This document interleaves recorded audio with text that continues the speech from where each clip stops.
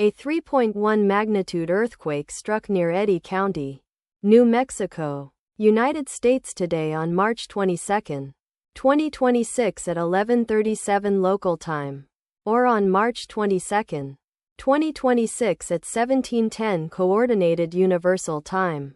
As reported by the USGS on its website, the earthquake was located at a very shallow depth of 5.0 kilometers below the surface, at coordinates latitude 32.3753 and longitude -104.5532.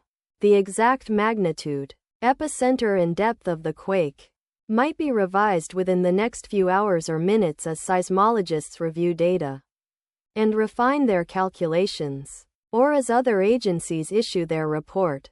The recommended course of action is to be vigilant for possible aftershocks that may occur.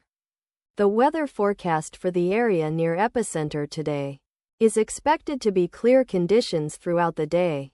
Let us pray that this earthquake will not have a major impact on our brothers and sisters there, and that there will be no more earthquakes. Amen.